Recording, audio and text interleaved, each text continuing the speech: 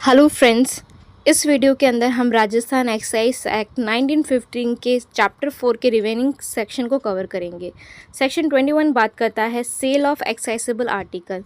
No liquor shall be bottled for sale, कि आप शराब की बोतल को नहीं बेचोगे। अब यहाँ शराब की बोतल का मतलब ये नहीं होगा कि खाली बोतल, भरी हुई बोतल, ठीक है, उसको आप सेल नहीं करोगे। And no accessible article shall be sold, और कोई एक्सेसिबल आर्टिकल नहीं सोल्ड करोगे। अदरवाइज कैसे? Otherwise in accordance with the terms and condition a licence granted in that part. जब लाइसेंस ग्रांट किया था तब टर्म्स एंड कंडीशन दी गई थी। उस टर्म्स एंड कंडीशन के आप ब्रीच नहीं कर सकते, उन टर्म्स एंड कंडीशन को उनको प्रोहिबिट नहीं कर सकते, उनको उनके अगेंस्ट जाके आप नहीं कर सकते। जितनी टर्म्स एंड कंडीशन मेंशन की गई थी उनको फुलफ़िल करते हुए ही, अगर उन टर्म्स एंड कंडीशन के अंदर आपको लिकर के रिगार्डिंग कोई गाइडलाइंस दी गई है, कोई रूल्स मेंशन किया है, कोई कंडीशन दिए, कोई रिस्ट्रिक्शन दिए गए, तो उन सबको फॉलो करते हुए ही आप क्या कर सकते हो, लिकर का सेल कर सकते हो, लिकर की बॉटल को सेल कर सकते हो, एक्सेसिबल आर्टिकल को सेल कर सकते हो। अदरवाइज़ आप नहीं कर सकते। फॉर एग्ज़ाम्पल कि जैसे ये टर्म्स एंड कंडीशन के अंदर लाइसेंस जब ग्रांट किया था तब एक टर्म्स एंड कंडीशन के अंदर बोल दिया कि एक एरिया प्रोहिबिटेड है, तो वहाँ पर आप लीकर नहीं सेल कर सकते, एक्साइजेबल आर्टिकल सेल नहीं कर सकते। तो आपको वो जो कंडीशन मेंशन की गई थी उसको फुलफ़िल करना होगा, ठीक है। कोई पर्टिकुलर पर्सन को प्रोहिबिट कर सकते हैं या पर्टिकुलर एरिया को प्रोहिबिट। तो इस सेक्शन के अंदर हम कितनी इंपॉर्टेंस जान पा रहे हैं, हम टर्म्स एंड कंडीशन की काफ़ी ज़्यादा इंपॉर्टेंस को समझ पा रहे हैं कि लाइसेंस के अंदर जो टर्म्स एंड कंडीशंस दी गई उसकी इंपॉर्टेंस कितनी ज़्यादा है। क्योंकि अगर ये कंडीशन आप फुलफ़िल नहीं कर रहे हो तो आप सेल भी नहीं कर सकते, ठीक है। यहाँ प्रोहिबिशन करा देंगे आपको, मतलब प्रोहिबिट कर देंगे सेल करने से। अब हम सेक्शन 21 की बात करते हैं, प्रोहिबिशन ऑफ सेल। अब पहले हमने सेक्शन 21 के अंदर हमने सेल ऑफ आर्टिकल्स के बारे में बात किया था, ठीक है। यहाँ पर सेल ऑफ आर्टिकल के बारे में चल रहा था। अब यहाँ हम कर रहे हैं prohibition of sale to certain person, किसी पर्सन को, इन सर्टेन मैनर, किसी तरीके से, और सर्कमस्टांसेस। ये तीन चीज़ें बोली गई है, person, certain manner and circumstances. Section 22 बात करता है नो लाइसेंस वेंडर, जिसके पास लाइसेंस है वो भी, and no person in the employed, जिसके अंडर वो पर्सन एम्प्लॉयड है, लाइसेंस वेंडर के अंडर वो पर्सन एम्प्लॉयड है, एंड सच वेंडर और एक्टिंग ऑन हिज बिहाफ, और लाइसेंस वेंडर के बिहाफ में कोई एक्ट कर रहा है, वो क्या नहीं कर सकता, सेल और डिलीवर नहीं कर सकता एनी लीकर और इंटॉक्सिकेटिंग ड्रग्स। किन किन को नहीं कर सकता है वो हम यहाँ पर पढ़ेंगे। सो तीन जनों की बात कही है कि लाइसेंस वेंडर खुद, और उसके बिहाफ में कोई और एक्ट कर रहा है वो, और उसने एम्प्लॉयड किया हुआ है किसी पर्सन को, तो वो पर्सन, ये तीन जने सेल नहीं कर सकते और डिलीवर नहीं कर सकते लीकर को, इंटॉक्सिकेटिंग ड्रग्स को। To any person apparently under the age of 18 year, जो 18 साल से छोटा है, आप उसको नहीं सेल कर सकते और डिलीवर कर सकते हैं लीकर और इंटॉक्सिकेटिंग ड्रग। बी पॉइंट बात करता है to the person of unsound mind, जो अनसाउंड माइंड है उनको नहीं कर सकते। थर्ड जो सी पॉइंट है काफ़ी इंपॉर्टेंट है, सी पॉइंट बात करता है to any soldier on duty, अगर कोई सोल्जर ड्यूटी पे है और उसने यूनिफॉर्म पहनी है तब आप उसको सेल नहीं कर सकते और डिलीवर नहीं कर सकते। एक्सेप्ट, यहाँ वर्ड लिखा है एक्सेप्ट, ये इसकी एक्सेप्शन की है, इसका एक्सेप्शन है with the permission of the proper officer of the unit, जिस यूनिट के अंदर जो सोल्जर बिलोंग करता है उस यूनिट के ऑफिसर से आपने परमिशन ले ली है तो ही आपको, अगर वो सोल्जर ड्यूटी पे है और यूनिफॉर्म पे है, तो अब आप उसको लीकर और इंटॉक्सिकेटिंग ड्रग सेल भी कर सकते हो और डिलीवर भी कर सकते हो, वरना आप उसको नहीं कर सकते। अब इसका एक्सप्लेनेशन बात करता है the provision of this sub section, ये जो सब सेक्शन के जो प्रोविज़न के हैं, अप्लाई वेदर द लिकर और इंटॉक्सिकेटिंग ड्रग इज सोल्ड और deliver to a person for consumption, या तो उस पर्सन के खुद के कंजम्पशन के लिए हो, जो हम यहाँ सेल और डिलीवर के लिए बात कर रहे हैं इंटॉक्सिकेटिंग ड्रग्स और लिकर की, या तो उस पर्सन की कंजम्पशन के लिए खुद के, और बाय हिमसेल्फ और बाय एनी अदर पर्सन, या किसी और पर्सन के लिए हो, एंड वेदर द सेल और delivery is for consumption of premises of vendor, या तो वो उसके जो वेंडर है उसी के प्रीमाइसिस में खड़ा होकर पी रहा हो या वहाँ पर बैठ के पी रहे हो, ठीक है, उसी के प्रीमाइसिस में उसको यूज़ कर रहा हो, और अदरवाइज या अदरवाइज इन सब चीज़ों को कवर कर रहा है एक्सप्लेनेशन 1। अब एक्सप्लेनेशन 2 क्या बात करता है? एक्सप्लेनेशन 2 कहता है नो सच वेंडर और पर्सन एज अफोरसाइड शैल सेल और डिलीवर एनी लीकर और intoxicating drug in the exchange of. आप जो ये लीकर ले रहे हो या इंटॉक्सिकेटिंग ड्रग ले रहे हो वो आप किसके एक्सचेंज पे नहीं ले सकते हो। कोई नहीं लेगा, वेंडर नहीं लेगा और पर्सन, ठीक है, ये नहीं लेंगे उसकी एक्सचेंज। अब यहाँ पर पर्सन कौन है? जो उस वेंडर ने एम्प्लॉयड किया है, ठीक है, वो पर्सन यहाँ पर कवर हो रहा है। वेदर होली और इन पार्ट फॉर ज्वेलरी, किन बेस पे आप एक्सचेंज पे नहीं दे सकते हो? ज्वेलरी हो गया, क्लोथ हो गया, आर्म्स हो गया और हाउस होल्ड यूटेंसिल हो गया। कि आप कोई है ना ज्वेलरी दे दी किसी ने कि आप मुझे शराब की बोतल दे दो, किसी ने कपड़े दे दिए, किसी ने आर्म्स दे दिए या किसी ने बर्तन दे दिए, ठीक है, तो उसके एक्सचेंज में आप किसी को लीकर या इंटॉक्सिकेटिंग ड्रग सेल नहीं कर सकते हो और ना उसको डिलीवर कर सकते हो। अब सेक्शन 23 बात करता है प्रोहिबिशन के regarding. Prohibition of employment of children under the age of 18 year और वुमेन एंड और सर्टेन अदर पर्सन। 3 जनों की बात की है कि 18 साल से कम वुमेन एंड अदर पर्सन, इन 3 जनों को एम्प्लॉयमेंट से प्रोहिबिट कर रहा है। सेक्शन 23 कह रहा है no person who is license to sell liquor for consumption on his premises shall during the hour of, यहाँ इंपॉर्टेंट आ जाता है, shall during the hour in which such premises is kept open। कि for example कोई shop है, ठीक है, वो सुबह 10 बजे से शाम की 7 बजे तक तो खुलती है, तो ये उसका क्या हो गया? ड्यूरिंग द आवर, ठीक है, जब वो शॉप ओपन है, ठीक है। अब kept for his business employ और परमिट टू बी एम्प्लॉयड, या तो आप उसको एम्प्लॉय करने के बारे में बात कर रहे हैं या उसको परमिट कर रहे हैं to be employed either with और विदाउट रेमुनेशन। या तो आप उसको पैसे देने के लिए बोला है कि मैं आपको पैसे दूंगा या नहीं, या उस पैसे के बदले कह दिया कि मैं तुम्हें खाना खिला दूँ। कुछ जने ऐसे होते हैं कि जो बच्चे गरीब होते हैं या फीमेल्स होती है या कोई अनसाउंड पर्सन होते हैं, उनके पास इतना पैसे नहीं होते, तो उनको ये कहते तुम हमारे यहाँ पर काम कर लो, ये शराब की बोतलें बेच दो तो मैं तुम्हें खाने के लिए दे देंगे। तो यहाँ पर ये वर्ड इसलिए यूज़ किया है, या तो आप उसको कोई रेमुनेशन दे रहे हो या विदाउट रेमुनेशन कर रहे हो, एम्प्लॉयड कर रहे हो, ठीक है।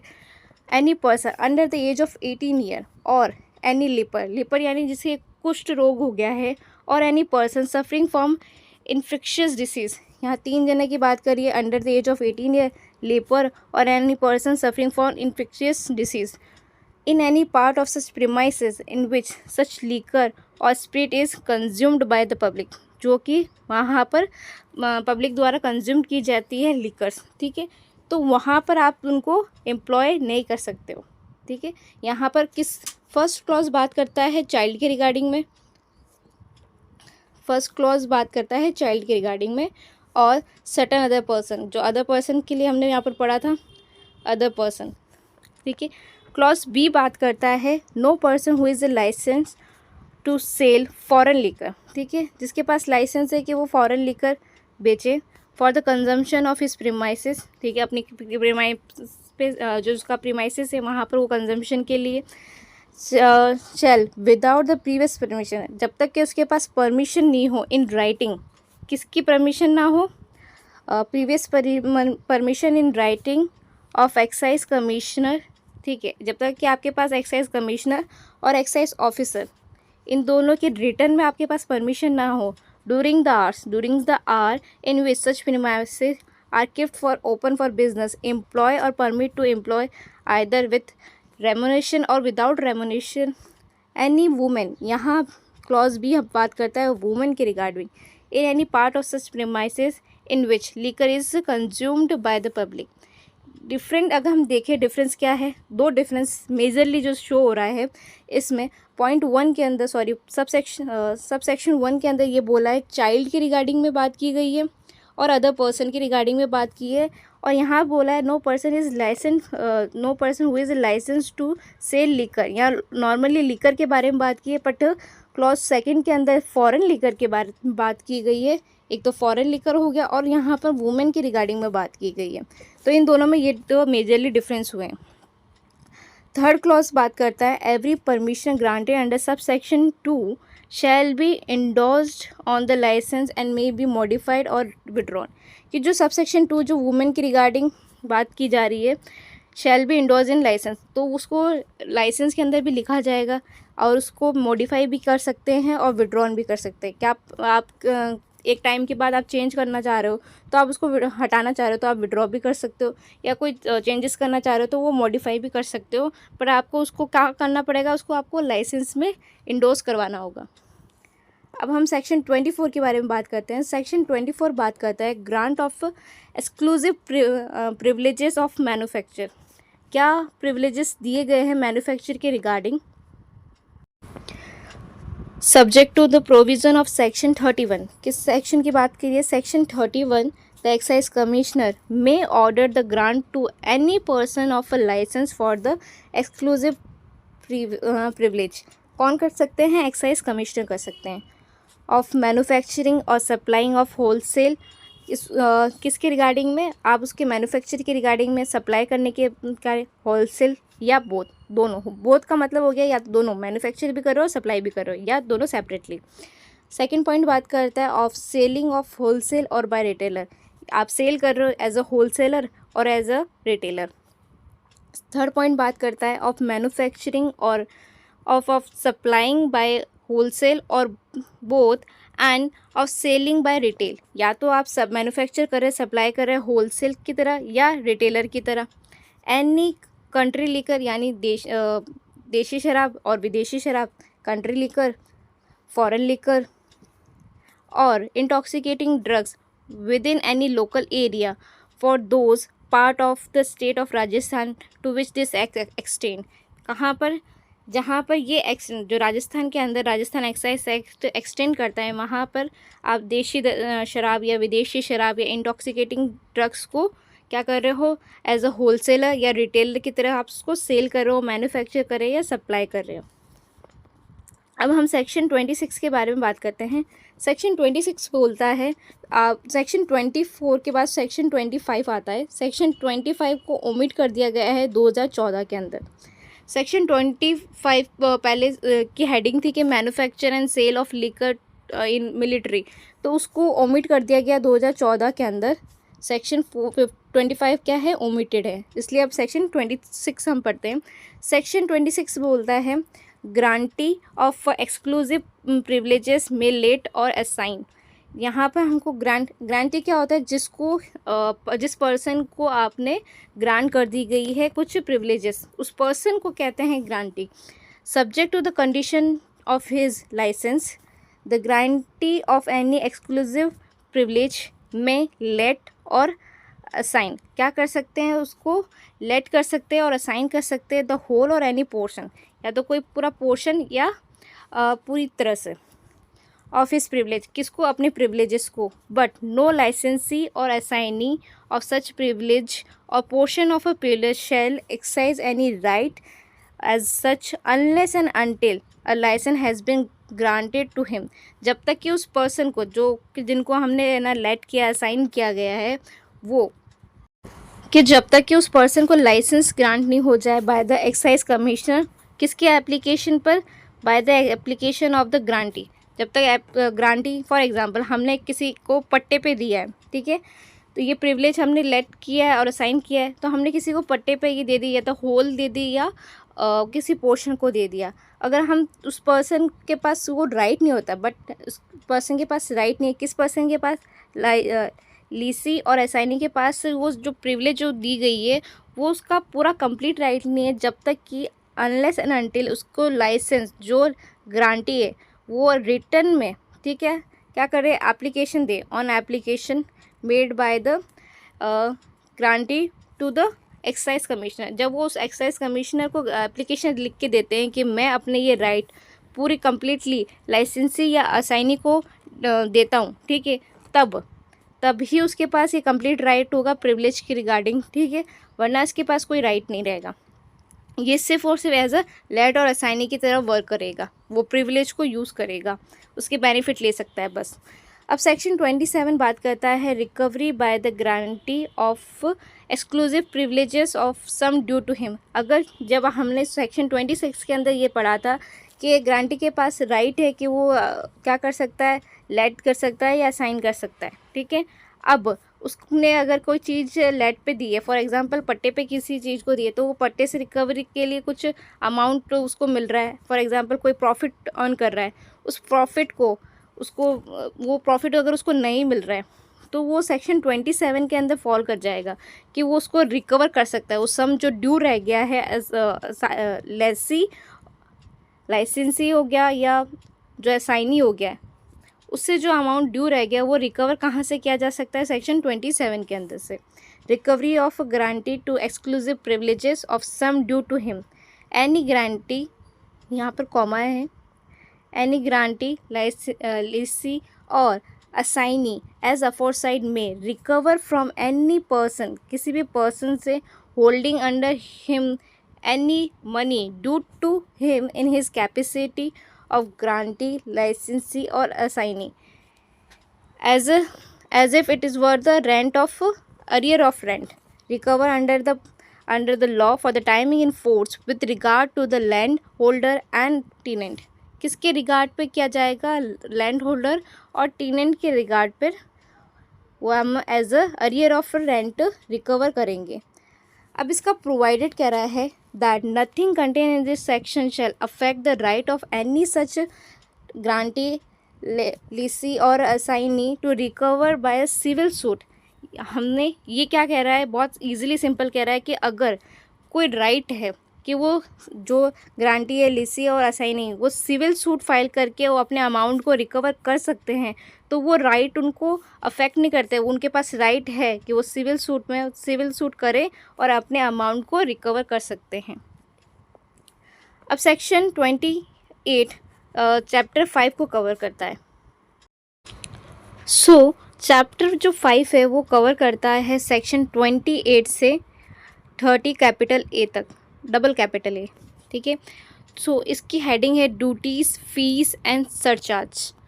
जो ये हेडिंग हम अभी इस पीडीएफ में देख रहे हैं, इस हेडिंग के अंदर जो ये सरचार्ज वर्ड यूज़ किया गया है ये हमारे बैरेक्ट में नहीं है। मैं ये चैप्टर पूरा बैरेक्ट से पढ़ाती हूँ आपको। देखिए, बैरेक्ट के अंदर चैप्टर 5 की जो हेडिंग है वो बात करती है ड्यूटीज़ एंड फीस के रिगार्डिंग। इस पर सरचार्ज वर्ड यूज़ नहीं किया गया है। सेक्शन 28 बात करता है ड्यूटी ऑन एक्सेसिबल आर्टिकल पे, कि हम एक्सेसिबल आर्टिकल पे ड्यूटीज़ कब इम्पोज कर सकते हैं, ठीक है। An excise duty or countervailing duty as the case may be at such rate or rates as the state government shall direct. जब स्टेट गवर्नमेंट डायरेक्ट करेगी उसके अकॉर्डिंग ही क्या होगा, उनके अकॉर्डिंग ही जो स्टेट गवर्नमेंट ने डायरेक्ट कर दिया है वही रेट्स कहाँ लगेगी, एक्साइज ड्यूटी पर और काउंटरवेलिंग ड्यूटीज़ के ऊपर। May be impose either generally or for a specified local area. वो जो ड्यूटीज़ है वो क्या तो फिर कोई जनरली इम्पोज कर दी जाएगी सब पे, या कोई स्पेसिफाइड लोकल एरिया है वहाँ पर, ऑन एनी एक्सेसिबल आर्टिकल जो कि इम्पोर्टेड हुआ, एक्सपोर्टेड हुआ या ट्रांसपोर्टेड होगा, और मैन्युफैक्चर्ड, कल्टिवेटेड और collector under any licence grant under this act. जहाँ आपको लाइसेंस मिला है मैन्युफैक्चर, कल्टीवेशन, कलेक्ट के रिगार्डिंग पे, आप उसके इंपोर्ट, एक्सपोर्ट और ट्रांसपोर्ट पर स्टेट गवर्नमेंट क्या कर सकती है, रेट्स डिसाइड करके आपको बता सकती है कि आपको एक्साइज ड्यूटी कितनी पे करनी है, काउंटर वेलिंग ड्यूटी कितनी पे करनी है। मैन्युफैक्चर अंडर दिस एक्ट और मैन्युफैक्चर इन एनी डिस्टिलरी, सेटरी और पॉट स्टिल और ब्रुअरी स्टैब्लिश और लाइसेंस अंडर दिस एक्ट, जो कि क्या है, लाइसेंस और स्टैब्लिश्ड की गई है इस एक्ट के अंदर। अब इसका एक्सप्लेनेशन बात करता है ड्यूटी में भी impose under this section at different rates. इस सेक्शन के अंदर हम एक्सप्लेनेशन की क्लियरली मेंशन कर रहा है कि जो रेट्स है एक्साइज ड्यूटी की और काउंटर बिलिंग की जो रेट्स है वो डिफरेंस हो सकती है अकॉर्डिंग टू प्लेसेस के according, or places to which any excisable article or intoxicating drug is to be remove for consumption or according to the varying strength और quality of such article. Quality of article के base पे, उसके strength के base पे और उसके जो consumption वहाँ से रिमूव कर दिया गया है accessible article or intoxicating drugs places के अकॉर्डिंग पे क्या हो सकती है, रेटें डिफरेंस हो सकती हैं। सेक्शन 29 मैनर बताता है, manner of levying duty subject to such rules regulating the time place and manner for payment. इसके regarding time place and manner for payment as the state government may prescribe, जो state government ने prescribe कर दिया है, such duty may be levied in such one or more वे, एक या एक से ज़्यादा तरीके से वो हम ड्यूटी क्या कर सकते हैं, लिवाई कर सकते हैं एज द स्टेट गवर्नमेंट में by notification in official gazette direct, जैसा स्टेट गवर्नमेंट ने नोटिफिकेशन में डायरेक्ट करा है, उसके एक या एक से ज़्यादा तरीके से हम पेमेंट को क्या कर सकते हैं, रिकवर कर सकते हैं। अब सेक्शन 30 बात करता है पेमेंट फॉर एक्सक्लूसिव प्रिविलेजेस। हमने अभी प्रिविलेजेस के जो एक्सक्लूसिव प्रिविलेजेस हमने सेक्शन 24 और 26 के अंदर पढ़ा है, अब उनके पेमेंट के रिगार्डिंग हम सेक्शन 30 के अंदर पढ़ रहे हैं। सेक्शन 30 बोलता है इंस्टेड ऑफ और इन एडिशन टू, ठीक है, इंस्टेड ऑफ और in addition to any duty levy under this chapter, इस चैप्टर के अंदर कोई और ड्यूटी इम्पोज की गई है, ठीक है, उसके अलावा अतिरिक्त है, उसके अलावा द एक्साइज कमिश्नर क्या कर सकते हैं, एक्सेप्ट कर सकते हैं payment for the sum in consideration for the grant of the licence for exclusive privileges. जो सेक्शन 24 के अंदर जो एक्सक्लूसिव प्रिविलेजेस दी गई है उसके पेमेंट में क्या कर सकते हैं, एक्साइज कमिश्नर एक्सेप्ट कर सकते हैं उस पेमेंट को, जो कि अलग हो सकता है एक्साइज जो ड्यूटीज़ जो इम्पोज की गई है इस चैप्टर के अंदर, वो उसके अतिरिक्त हो सकता है, ठीक है, एडिशन में। अब सेक्शन 30A की बात कर सकते हैं। सेक्शन 30A बात करता है जो ये आया था 1985 के अंदर, इसको ऐड किया था 1985 में, इसको ऐड किया था section 30 capital A. Section 30 capital A interest payable on failure to pay excise revenue. आपने अगर कोई एक्साइज रेवेन्यू पे नहीं किया है तो आपको उसके बिहाफ में अब क्या करना है, एक्साइज रेवेन्यू का जो अमाउंट तो है साथ साथ में आपके ऊपर इंटरेस्ट इम्पोज किए जाएंगे और वो इंटरेस्ट आपको पे करना पड़ेगा। If the amount of any duty fees or other demand due against any person under this act or the rule made thereunder is not paid till the due date, due date आपको mention की थी तब तक आपने वो amount पे नहीं किया है as prescribe, he shall be liable to pay on the amount due. जो उसको क्या होगा, अब वो लाइबल होगा कि उसको अमाउंट पे करना पड़ेगा, किससे, सिंपल इंटरेस्ट पे 2% ऑफ सिंपल इंटरेस्ट पर एनम हर महीने उसको क्या करना होगा, 2% सिंपल इंटरेस्ट पे वो इंटरेस्ट पे करना होगा। कब से कब तक, following the date on which the payment of such duty fee or demand become due, जब से वो फ़ी ड्यूटी और डिमांड क्या हो गई थी, ड्यू हो गई थी, तब से आपको क्या करना होगा, फ्रॉम द नेक्स्ट डे, उसके नेक्स्ट डे से। आज जैसे फॉर एग्ज़ाम्पल 20 तारीख को आपकी 20 दिसंबर को आपकी अमाउंट ड्यू हो चुका है, अब 21 दिसंबर से आप पे इंटरेस्ट लगना स्टार्ट हो जाएगा, ठीक है। प्रोवाइडेड कहता है that where as the result of any order for the competent authority, where the result of any order of a competent authority the amount on which the interest was payable under this section has been reduced। किसी competent authority का जो order आया है, ठीक है, उसमें क्या किया गया है कि अमाउंट जो इंटरेस्ट है वो क्या कर दिया गया है, रिड्यूस कर दिया गया है। The interest shall be reduce accordingly, तो आप क्या करोगे, तो आपको भी इंटरेस्ट उसके अकॉर्डिंगली रिड्यूस करना होगा। जो कंपनी अथॉरिटी है उसने ऑर्डर पास कर दिया है। And the excess interest paid, अगर आपने कोई एक्सेस इंटरेस्ट पे कर दिया है तो वो आपको क्या मिल जाएगा, उसका रिफंड आपको दिया जाएगा, ठीक है। जब कोई कंपनी अथॉरिटी कोई अमाउंट को रिड्यूस कर देती है इंटरेस्ट को, तो उसी के अकॉर्डिंग हमें क्या करना होगा, उस इंटरेस्ट को कैलकुलेट करना होगा। अगर कोई एक्सेस इंटरेस्ट आपने पे कर दिया है तो उसका आपको रिफंड मिल जाता है। अब इसका एक्सप्लेनेशन काफ़ी इम्पॉर्टेंट है। ये एक्सप्लेनेशन ऐड हुआ था राजस्थान फाइनेंस एक्ट 2001 में। इस एक्ट के द्वारा ही ये एक्सप्लेनेशन को ऐड किया गया है। एक्सप्लेनेशन कहता है where both the excise revenue and interest are outstanding, कि आपने ना एक्साइज रेवेन्यू पे किया है ना इंटरेस्ट पे किया, दोनों के दोनों आउटस्टैंडिंग है, बकाया है। तब द पार्ट पेमेंट, अगर कोई पार्ट पेमेंट की जाती है, made shall be appropriated first toward excise and then towards interest. तो आपको सबसे पहले क्या किया जाएगा, उस जो पार्ट पेमेंट है उस पार्ट पेमेंट में सबसे पहले एक्साइज रेवेन्यू है वो कट की जाएगी, फिर उसके बाद इंटरेस्ट कट किया जाएगा। फॉर एग्ज़ाम्पल कि जैसे कि 10,000 रुपये आपने पार्ट पेमेंट किया है, तो सबसे पहले उस 10,000 में से रेवेन्यू कट की जाएगी, फिर इंटरेस्ट कट किया जाएगा। ऐसे नहीं कि हम पहले इंटरेस्ट काट ले फिर बाद में हम रेवेन्यू पे जाते हैं, नहीं, सबसे पहले हम रेवेन्यू कट करेंगे, फिर अगर अमाउंट होता है तो हम क्या जाते हैं, इंटरेस्ट पे जाते हैं। ठीक है। अब सेक्शन 30 डबल एक ऐड हुआ था 1989 के अंदर। ठीक है।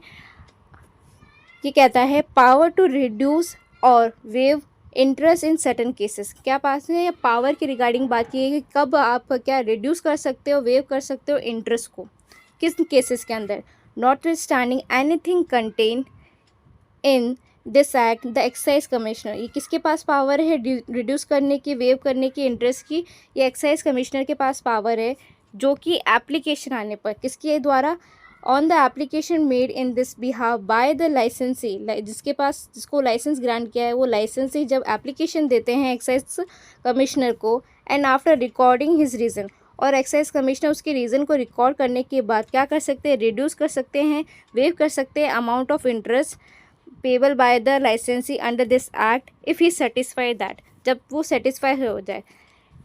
एक्साइज कमिश्नर जब सेटिस्फाई की दो कंडीशन बताई गई है, to do otherwise would cause genuine hardship to the licensee, कि अगर हम ये अमाउंट को रिड्यूस और वेव नहीं करेंगे तो ये बड़ी हार्डशिप हो जाएगी, किसके साथ में, लाइसेंसी के साथ में। जेन्युइन है ये चीज़, जब ये सेटिस्फाई हो जाए कौन, एक्साइज कमिश्नर की, जेन्युइनली अगर हम इसको रिड्यूस नहीं करते तो उसके लाइसेंसी के साथ काफ़ी सारी हार्डशिप हो सकती है, कठिनाई में आ सकता है वो पर्सन।